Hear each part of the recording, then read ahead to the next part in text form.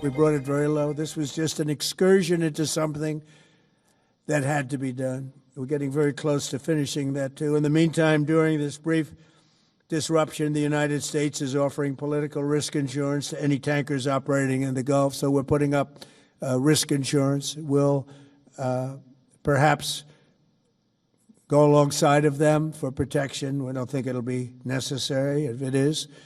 And if they do anything, the price will be incalculable. It will be so great that they will have wished they never did it, because you have to keep the straits flowing.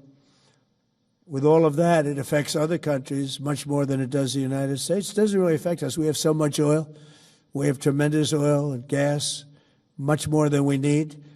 We have Venezuela now as our new partner, great partner. They've worked out so wonderful. We're working with the administration, the president, and it's a massive source of oil, gas, everything.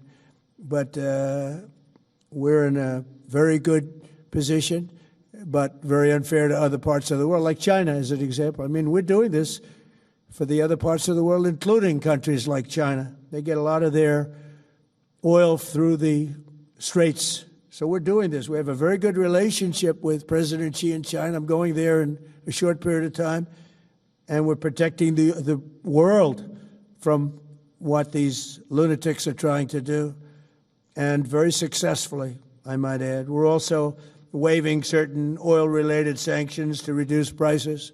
So we have sanctions on some countries. We're going to take those sanctions off till this straightens out. Then who knows, maybe we won't have to put them on. There'll be so much peace. But when the time comes, the U.S. Navy and its partners will escort tankers through the strait if needed. I hope it's not going to be needed, but if it's needed, we'll escort them right through. And we have the greatest mine-sweeping ability. We have the greatest ships, and all of we know exactly where they're placed. We'll get them out of there very fast, but we hope we don't have any of that. And again, if they do that, if they play that game, we're going to hit them at a level that they have not seen before. So we're winning very decisively. We're way ahead of schedule.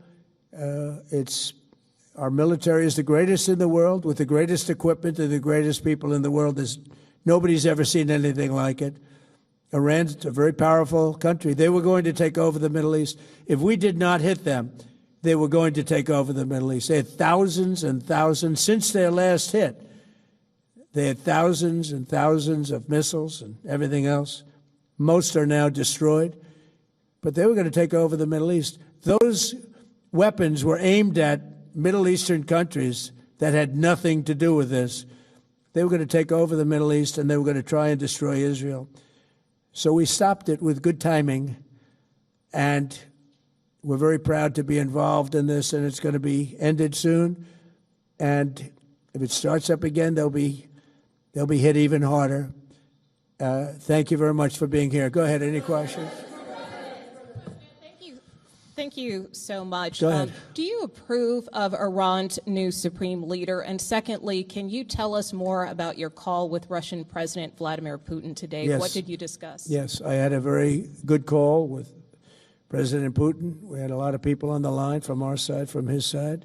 We were talking about Ukraine, which is just a never-ending fight. And look, there's tremendous hatred between President Putin and President Zelensky. They can't seem to get it together. But I think it was a positive call on that subject. And we obviously talked then about the Middle East. And he wants to be helpful. I said, you could be more helpful by getting the Ukraine-Russia war over with. That would be more helpful. But we had a very good talk, and he wants to be very constructive. Yeah, please. Yeah, please.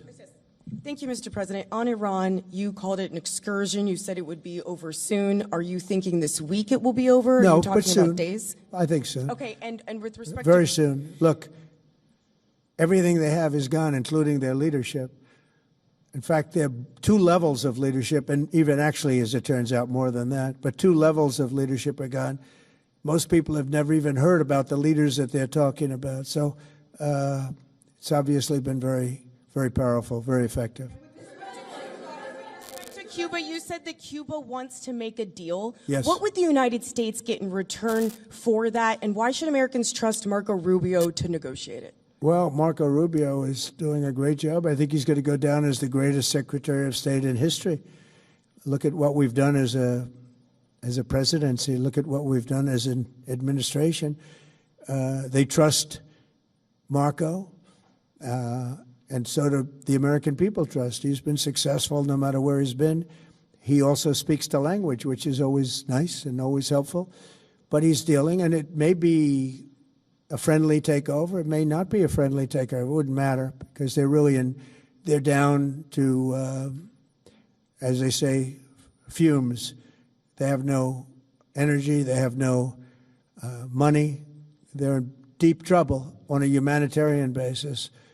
And we don't want to see that, but they were very, very bad to a lot of people, as you know, and a lot of people living on the Cuban-American vote, which I got at record levels.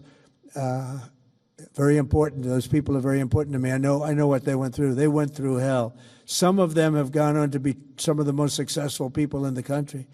Cuban-American business people, some of them are like the most successful in the country.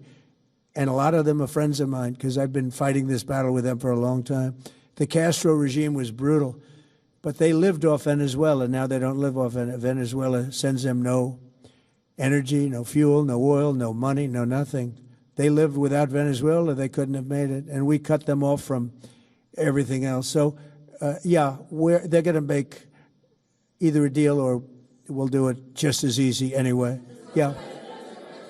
Please, go ahead. There's footage that shows that an American missile strike and a Tomahawk missile likely destroyed that Iranian girls' school. So will the U.S. accept any responsibility? Well, I for haven't that strike? seen it, and I will say that the Tomahawk, which is one of the most powerful weapons around, is used by, is sold and used by other countries, you know that. And whether it's Iran, who also has some Tomahawks, I wish they had more, but whether it's Iran or somebody else, the fact that a Tomahawk is very generic. It's sold to other countries, but that's being investigated right now.